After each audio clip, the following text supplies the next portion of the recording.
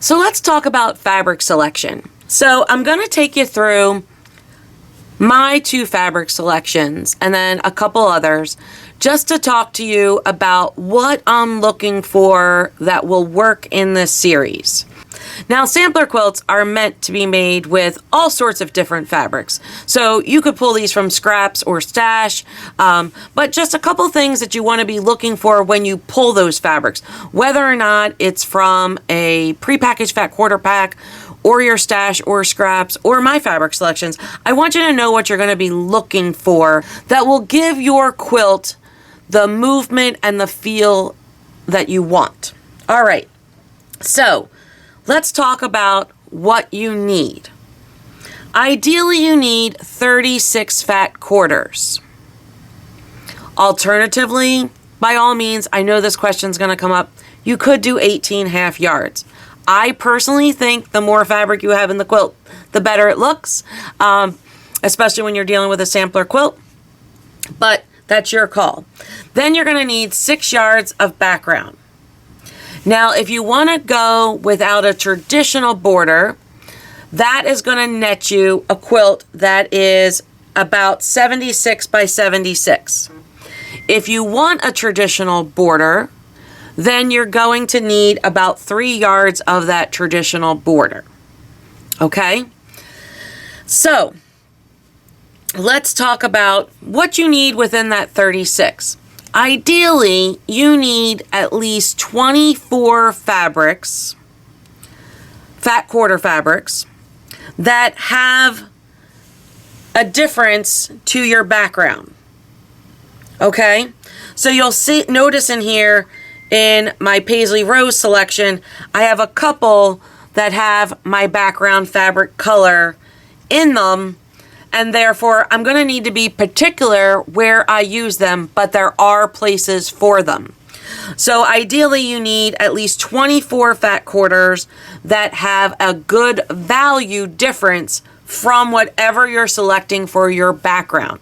So whether or not you go with a beige background, a tone on tone white, a small accent on white, a black, a blue, a light yellow, whatever you choose for your background, just make sure that you have some value difference in at least 24 of your fat quarters.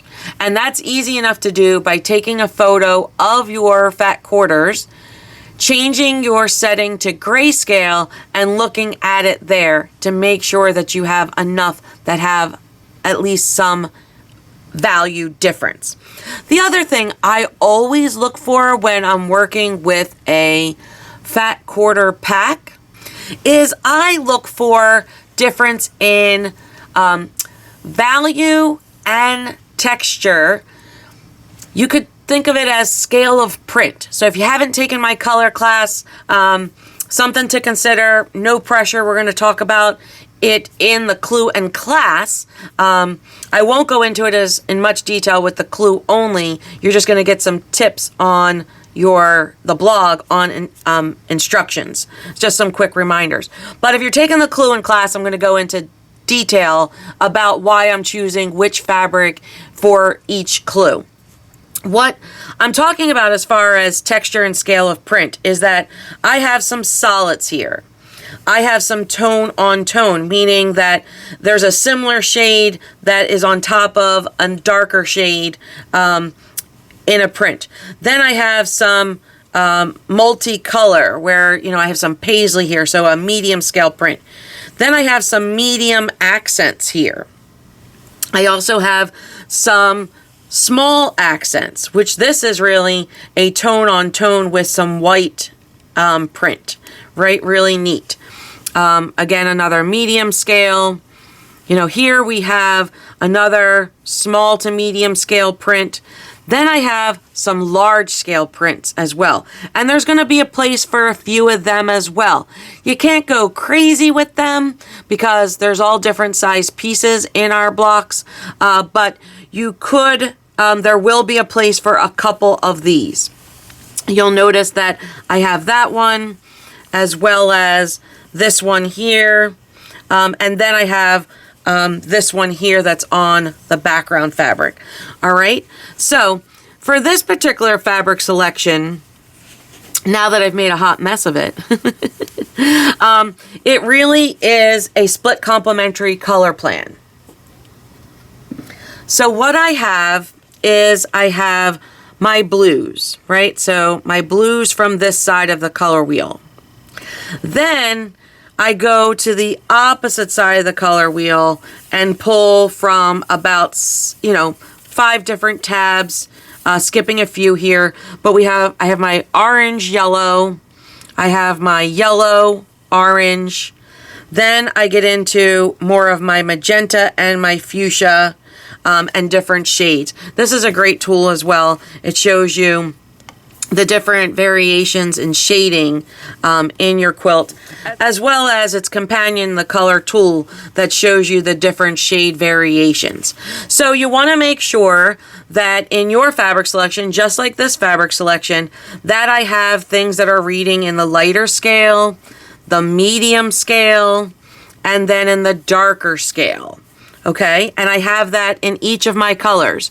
So while this is a golden yellow on white, it's going to read as a lighter yellow from a distance.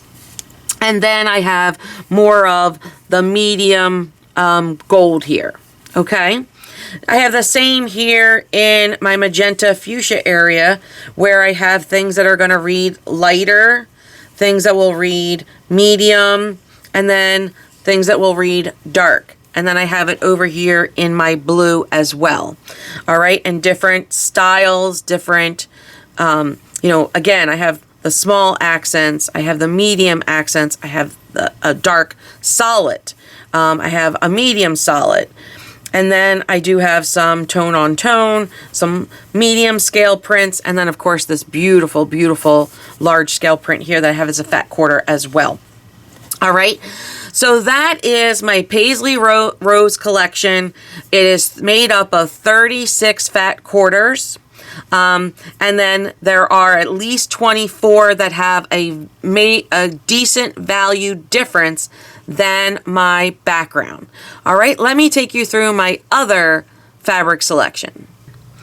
All right, so this is my Bermuda Batiks fabric selections. So for this one, I'm pretty much representing the full color wheel.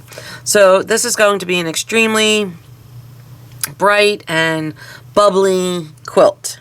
So you can see here I cover the greens into the aquas, to the blues, to the violet, to the red violet, and then over here into the purple fuchsia, magenta, orange, yellow, and then back to the green.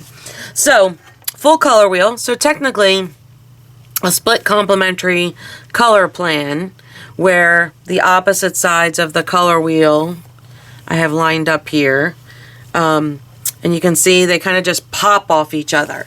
So often when I'm using this line, I'm probably going to be picking and matching colors that pop off each other.